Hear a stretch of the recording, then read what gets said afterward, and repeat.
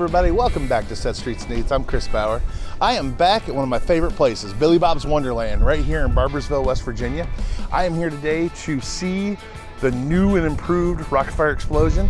Braylon Giles has been working on it for the past 6 months, trying to get it back up to its former glory, and it's pretty much there. He's just got a few little tweaks to do, but the whole band is supposedly playing like they did before.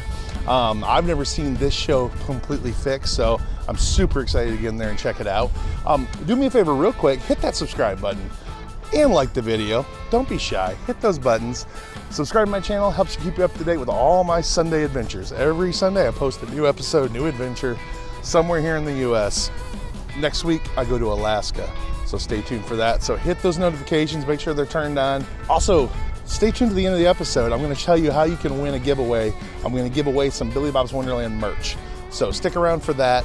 And I'm going to sit down with Braylon Giles and have a conversation and talk about how he got the show back up and going. And I can't wait to get in there, and I hope you join me. Let's travel. I'm Chris Bauer, and I am an art slinger. I travel around the US selling artwork at comic and anime conventions. And while I'm there, I like to check out cool sites, eat great food, and see all the places my favorite movies and TV shows are made. Welcome to Sets, Streets, and Eats.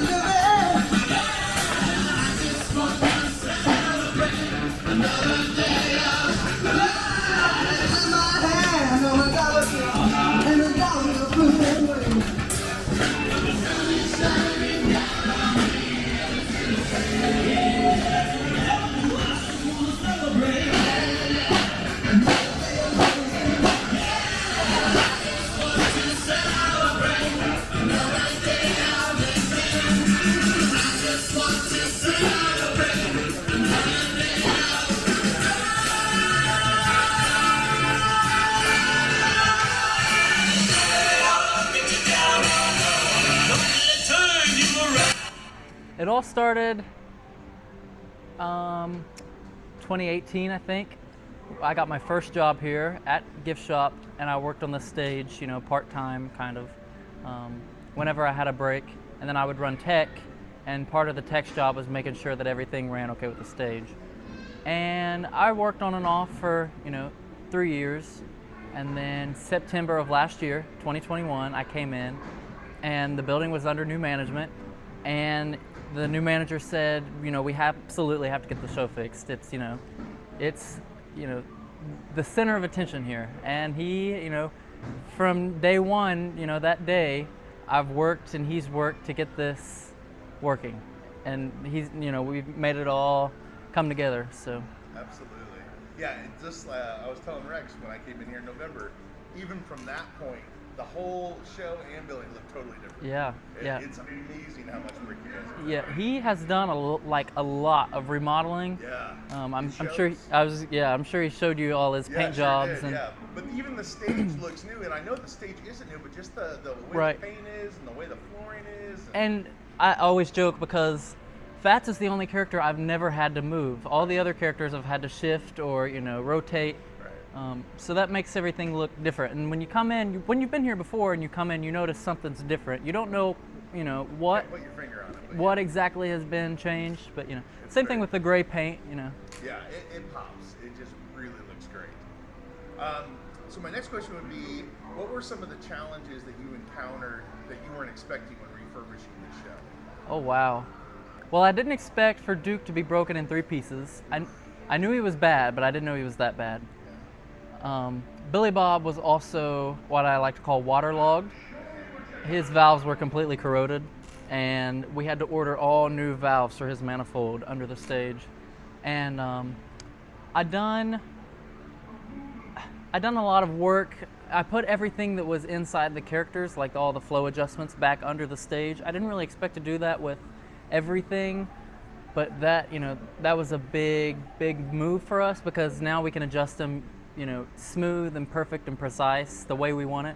Right. So I didn't really expect it to be this particular, and this, I wouldn't say perfect, because I've always said it'll never be perfect, because you can never have a perfect Rock-afire, but it's close. Yeah. And I never expected everything that we've done. I didn't even know if I was going to get finished. Right. So I think you came in right when we were trying to finish up Billy Bob. Yeah, he was completely stripped down to the nuts and bolts. And we had to send him to the welder, and that took a week. And then I had to order parts, and that took a week or 2. And then I had to clean him, rebuild him while all that was going on. And then when he came back, we were still waiting on him to get back from the dry cleaner. And actually, I made a new mold for his face, and that broke. So Billy Bob and Looney Bird took almost, I think, maybe over a month to get, which is, it took me 2 weeks with them, I think, and I'm still working with all of them, Sure. working on all of them. But Billy Bob, his overhaul took, gosh, forever, and it was. That's intense. It was fun. Yeah, I would imagine. It was quite the adventure. Can you tell me about the beginnings of your friendship with David Ferguson and the Rock-afire Mafia? And also, for those that don't know, what is the Rock-afire Mafia? Well, the Rock-afire Mafia is a group of long-time, lifelong Rock-afire fans, like dedicated to these characters up on this stage, and they've stuck with it from the time they were, 4 or 5, even younger, 4 or 5 years old. And David Ferguson is one of the Mafia members, and he's actually helped out a lot.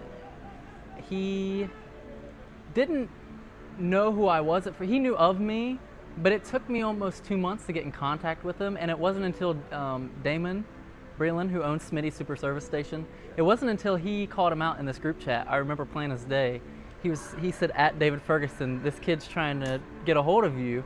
And then finally David read it, and we got to talking, and I visited his house a month later, I think. So, and then ever since then, it's been, we've clicked. He's been a great mentor.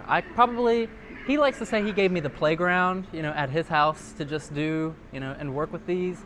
But I probably couldn't have done it if it wasn't for him, because he's taught me, everything I've done here. He's taught me, and that's who I've learned it from. And so does David have an actual full Rock-afire Explosion band? Yes, it is in his backyard, in a barn. Yeah. And he calls it Goofy Gas Filling Station. So, that's awesome. Yeah, you'll have to visit sometime. It's really cool. I would love to. Yeah, it's I'll amazing. have to get a hold of him. He's got it all like vintage showbiz, which I didn't ever imagine that we would do the things that we've done to this show. Sure. Like moving Billy Bob and Looney Bird, especially, that's what got everyone's attention. Yeah. But I was like, I want it to be just like how David has it set up. Just like back in the good old days. Yeah. Everybody wants. And that's the nostalgia factor. Right. That's the clicker for me. I just that's what I grew up going through, right. showbiz, Mm-hmm. and that's when I first walked in here a little year ago, and it was only Billy Bob and Ralph and Earl were sort of working. Like the curtain wasn't even open on the middle. Right. But it was still so enjoyable because right. of that nostalgia. Right. I just waves of memories. Right. You know what I mean? Yeah, And, I understand that. Yeah. Well, at that convention we had a couple weeks ago, there's a song that I refused to play until I got everyone finished, and it was Power Blue. I'll have to play it for you in a second. That'd be awesome. But that's the very first memory I have, watching the show here as a little kid, and they've got it on a VHS tape. I'm 2 years. I just turned 2, so my second birthday. No kidding. And someone's holding me here in front of the stage, and we're watching Power Blue. So that's always been, Yeah. You know. That's awesome. Special show. Yeah, that's exactly the kind of thing I think Right. most fans Right. of the rock. There's a song or there's a pizza with the mix Yep. of everything that's going on. It's nostalgia. Yep. And That's it awesome. brings back good memories. You know. It's Man, that's cool. So and I was talking about Dave Ferguson. He invented something called the Blue Box. What is that? The Blue Box is a animatronic show controller. Okay. It is completely digitized. No more tapes. Right. No more reel-to-reels. You know. It's all computer. Yes, it is all computer. He's got this own software program called Program Blue, which is actually what I'm using right now to pose these characters. No kidding. So he's got, this freeze frame. Yeah. And whatever signal is in this little frame bit, that's what's triggered right now. So you basically just are able to click a button for Yep. free. You don't have to find a right moment of a song. Right. You just click freeze frame Yep. and it poses everybody. Yep. I have to go back there. We'll have to take a look back That'd be there. awesome. You can I'd see the love Blue to see Box. that. We actually have two now. We just got the Blue Box 3. Our Blue Box 2 took a little beating. Did it? Beach Bear, I had never really aired him up before. Yeah. And I had him aired down, and then I was like, okay, let's see what's wrong with this one. Right. And I was plugging him in, and when I plugged his very last movement, which is the body lean, Yeah. it goes zoom. Everybody stops moving, Oh, no. and everybody's looking at me, and I'm like, Like your heart just yeah, went out, you saw that too. But yeah, David thankfully had it back to us in a week.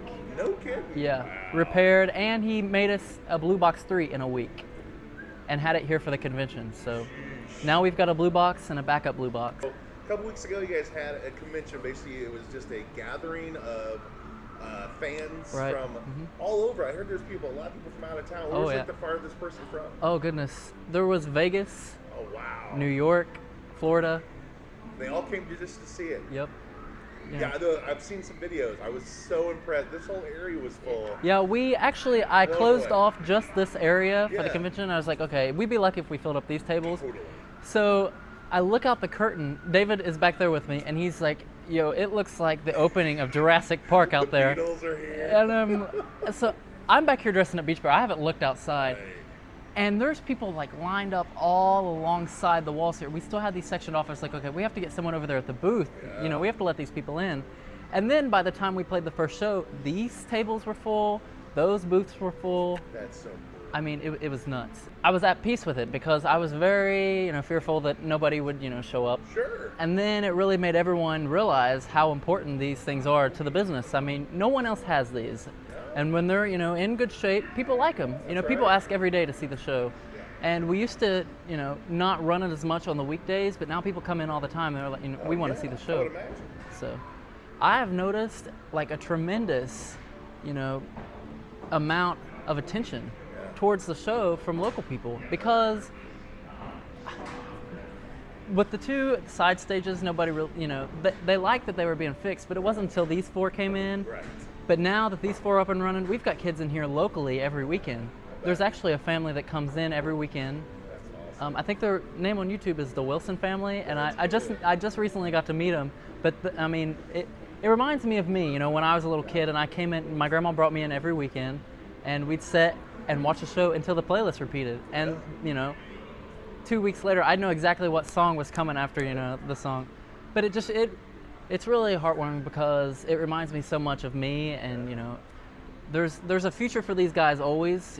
One of those kids can grow up and do exactly what I'm doing, and that's that's what I tell them all the time. Keeping it going. Someone's gonna have to. Yep. Someone's definitely they need 24-hour care definitely. Yeah, absolutely. As someone that has been a lifelong fan of Rock-afire Explosion, but I'm new to the fandom, if that makes sense. Right. I've only been around the online fandom for about a year and a half or so. So as someone that is kind of an outsider in that realm, I've definitely noticed a great divide in fandom, which is basically one side is Team Aaron Fector, which is the creator of Rock-afire Explosion, the CEO of Creative Engineering, the company Right. that created it. And then of course there's the group that is very anti-Aaron Fector. And I just wanted to know, what was the genesis of that rift? And just to follow that up, what do you see as the future of that rift? Is there a way out of that rift? So I'll start off with Aaron. Aaron is a very, very nice man, quite the gentleman. He treats you with respect, and he treats his customers. He values his customers really, but there's just sometimes things don't click, and Aaron has a very strong personality, and I do as well. It is sometimes if you cross me, it's very hard to get along with me and make up with me even, and I perfectly understand where Aaron comes from, but Aaron also has a problem with trying to keep these alive, and that's kind of where the divide meets. Some people are saying, don't be stingy, be thankful. And personally, I don't know if it can ever, be one united fandom. It's always, for as long as I can remember, been two, divides. Do you remember why that started? Why there was two camps, basically? Well, the Rock-afire Mafia was actually, it used to be one at one point in the early 2000s. The Rock-afire Mafia and Aaron and his people were one. And the voice actors even would get together and they would party at Aaron's place. And there's a video from 2006, I think, where David and Damon, I think maybe Travis, they go visit Aaron, and all Shalisa Sloan, who voiced Mitzi, Bert Wilson, who voiced Fats. I can't remember if Rick Bailey was there. I know he might have been there at one point. I think there's a photo. But yeah, they would all get together and have parties, bonfires, and just watch the show. And somewhere along the time, a guy by the name of I spooked him. A guy by the name of Snapper Ard, he bought a show from Aaron, and he was working for Aaron at the warehouse. He was one of Aaron's last employees, I guess, or first of the new batch of employees as fans, and things happened, things went down. Snap got in a lot of trouble, but in the middle of all that was the Mafia, and they were friends with Snap and they were friends with Aaron, so it was almost like they were forced to pick a team, really. So a lot of people picked Snapper's team, and then David came along and he came out with the blue box, and Aaron wasn't getting a cut for the blue box. Maybe he should have, maybe he shouldn't. That's not really my decision to make. All I know is he wasn't, and he was very upset. And David felt that he was, a big part of the rebirth, really. A new generation can, experience all of this because he's preserving, what could have been damaged, really, and long gone. If David hadn't have got to all the data and the music and all of that stuff, who knows what, where we'd be now. But there was kind of a disagreement there, and the court was involved with Snap It and David and Aaron, and in the middle of all of that was the Rock-afire documentary. So while filming the documentary, the producers were filming Travis and Damon, David, Chris, and Snapper, or it might have been just David, Chris, and Snapper, and then Travis and Damon came in later after, but Aaron Fechter refused to let them be in the movie, Snapper and David. So that was the very, very, very beginning. When people are watching that, they're watching the beginning of the split, really. And ever since then, it's been divided. I know my boss has had a history with Aaron. He always done business with his father, Mel Fechter. And all through the 90s, the late 80s, early 2000s even, Mel took care of us here. And, all the orders that we made, all the parts we ordered, Mel, basically was in charge of all of that. And I don't know where Aaron was in the mix. I'm not really sure. But I know his father was the one doing, handling all the business deals. So when his father was no longer with the company and Aaron came in, I don't know if Aaron just didn't have the same mindset as his father, but he didn't do things how his father did. And I know our boss really, really, really liked Mel, and he didn't agree with the way Aaron was going to deliver things, and actually there was some mix of payments and failure to deliver parts and all that. So of course that caused a beef, and it was major when it was, that time, 2013 I think, and it was on the news, YouTube. They blew it out of, blew it out of the water, really. And So that was the divide, the very beginning of the divide with us, because when we couldn't get stuff from Aaron, because Aaron, refuses to do business with us now, which is his own decision, It is what it is, But we had no other choice but to go to David, and that's still the case now. So it's kind of like, that's why there's a divide. People are, all of us are stubborn, really. It's more like a competitive thing, which it probably shouldn't be. But it's like, who can get more done, and who can get more accomplished, who can get more people. But I think it's now to prove a point, that we're trying to keep this alive, and we don't want it to go away for a very long time. And if, making faces is what we have to do to make it happen, then that's what we'll do. We do own the rights to the characters. We bought them back in the 90s. So, that's the reason we can have Billy Bob on our shirts, and, that's the reason they can play every day. That's the reason we can sell posters with their faces on it. We own the rights to the characters, and, we paid a good chunk of money for it in the 90s. And I think that also goes right along with Aaron. They are his intellectual property. There's no doubt about it. No one's ever said they weren't. But he's trying to take advantage of it. But I tell everyone who comes in here, he's a great guy. You get to know him, you go to his place, he treats you right. Well, it's such a shame that they all used to be friends too. But I get it.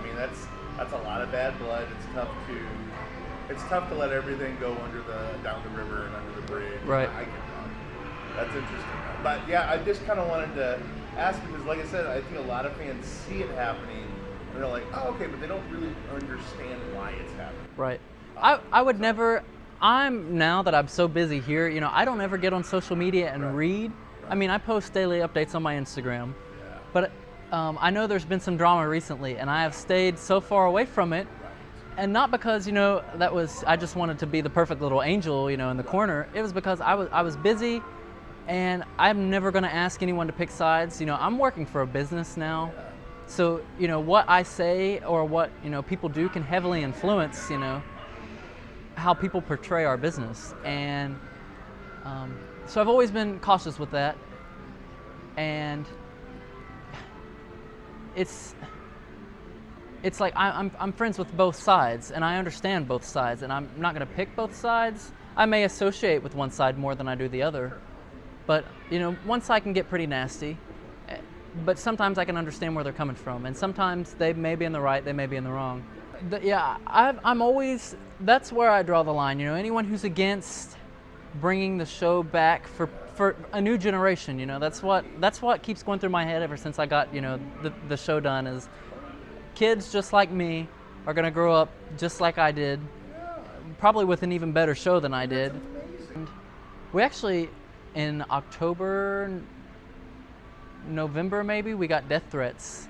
Are you kidding? Yeah, we had to report it on the internet, and I never say anything. Rex Jr. never says anything. Right. We might say snarky things on our Instagram, Sure. but Death threats? right. But death threats, yeah, that was it was different, and trying to explain it to the police was really Seriously, like, why are you getting death threats? Yeah. Well, let me tell you. it was really There's really cool animals that play the piano. yeah. It puts in perspective how ridiculous everything can get. At the end of the day, they are singing animals. That kids, local. They're here for local customers. Sure. Fans come in. But my thing is, local customers don't know that that's not, the original faces, the original drum. So anyone who has a problem with that, it's kind of irrelevant at the end of the day, because our local customers really appreciate it, and that's where we make our business. And I really do appreciate fans that come in and they love it.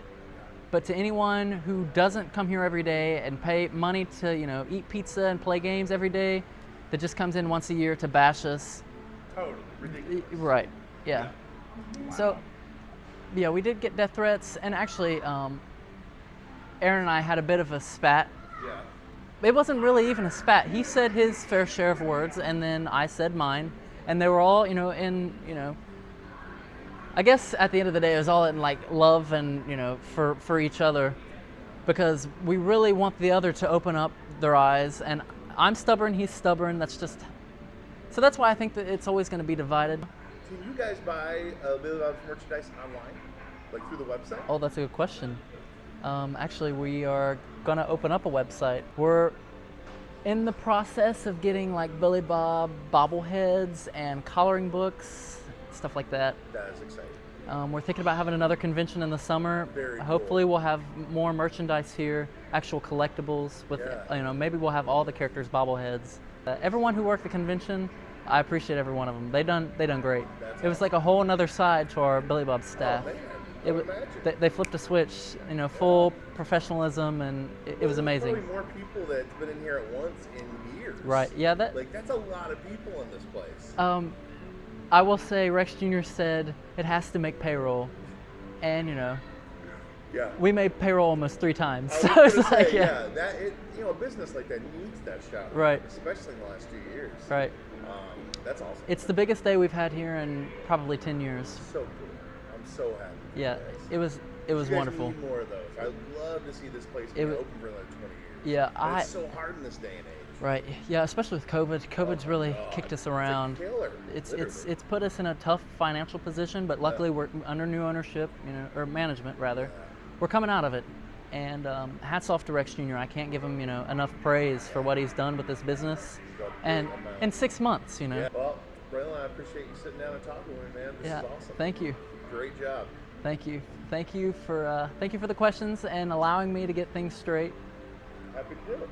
I appreciate it. Also, guys, don't forget to like and subscribe. That helps support my channel. And also, if you haven't already, click that link up in the banner of my channel to check out all my new merchandise. I've got t-shirts and baby bibs and stickers and mugs, and all that goes to help support my travels. They can get a little expensive.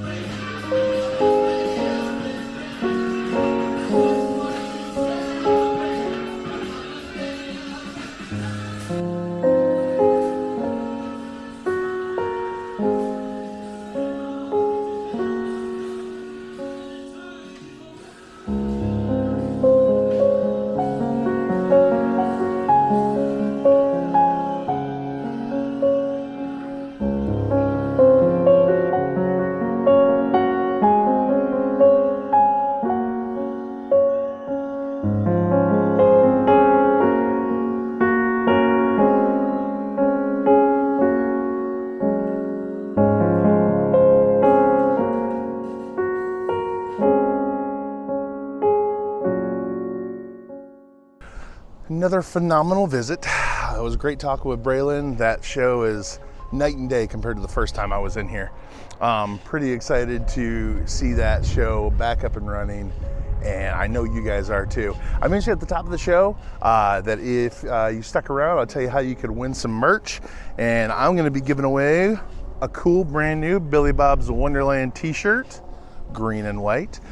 All you got to do to win that is post in the comments below. Tell me your favorite memory or your first memory of seeing the Rock-afire Explosion, whether it was at Showbiz or here at Billy Bob's Wonderland.